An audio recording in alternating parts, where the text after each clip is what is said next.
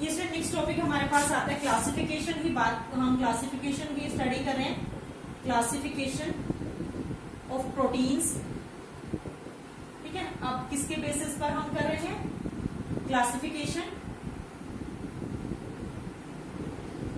Based upon the corresponding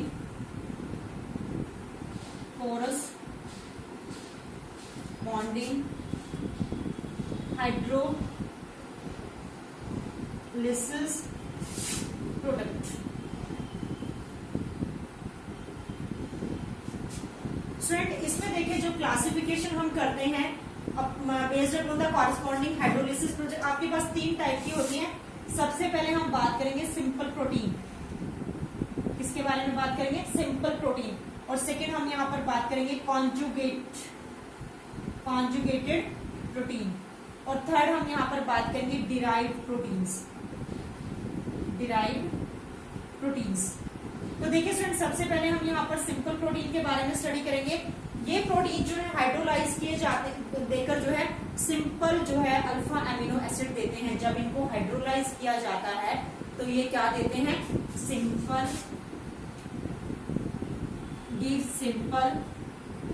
alpha amino acid. समझ में आ गया?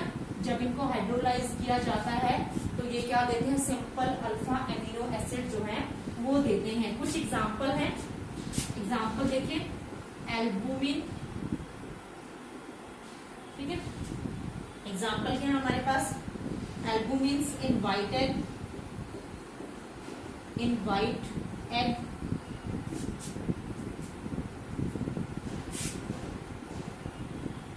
ऑक्सीजनिन in rice, keratin in hair,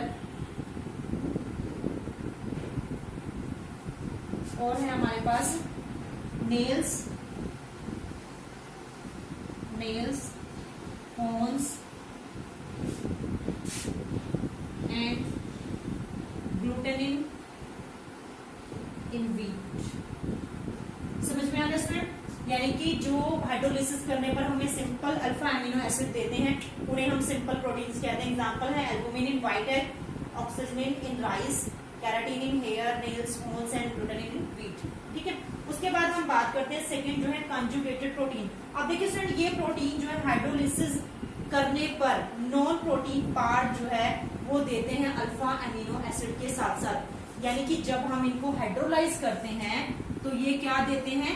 gives non protein part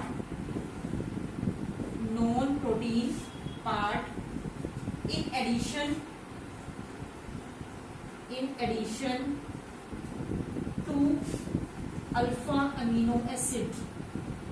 ठीक है, alpha amino acid के addition के साथ साथ जो है ये नॉन प्रोटीन पार्ट भी जो है प्रोवाइड करते हैं। ठीक है, जिसको हम क्या कहते हैं? जो नॉन प्रोटीन पोर्शन होता है ना उसको हम प्रोस्थेटिक ग्रुप कहते हैं।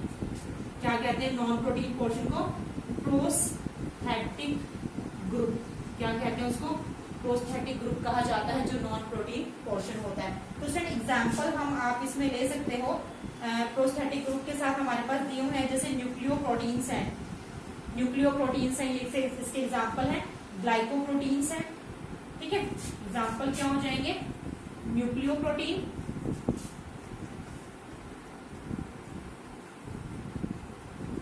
ग्लाइकोप्रोटीन। ठीक है, ये इसके एग्जांपल्स हो जाएंगे। थर्ड हमारे पास आता है डिराइव्ड प्रोटीन। ये डिग्रेडेशन प्रोडक्ट और partial hydrolysis of simple and conjugated जो प्रोटीन्स होते हैं उनसे मिलता है। ठीक है, डिराइव्ड प्रोटीन, इसको नोट डाउन कर लीजिए। उसके बाद हम थर्ड पार्ट करते हैं डिराइव्ड प्रोटीन्स को। ये थर्ड हमारे पास है derived proteins.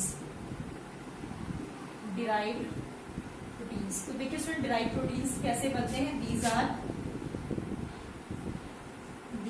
The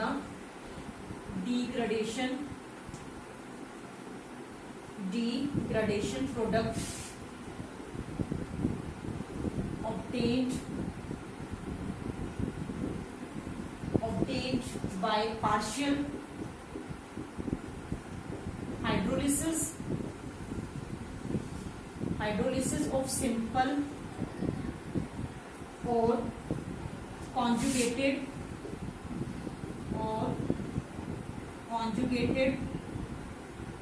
proteins with acids, alkalis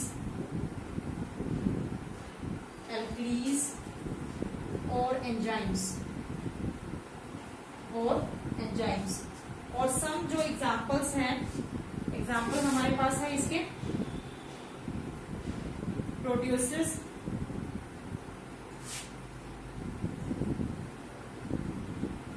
peptones and polypeptides. ये आपके पास तीन जो है प्रोटीन्स थे जिसमें हमने बात किया।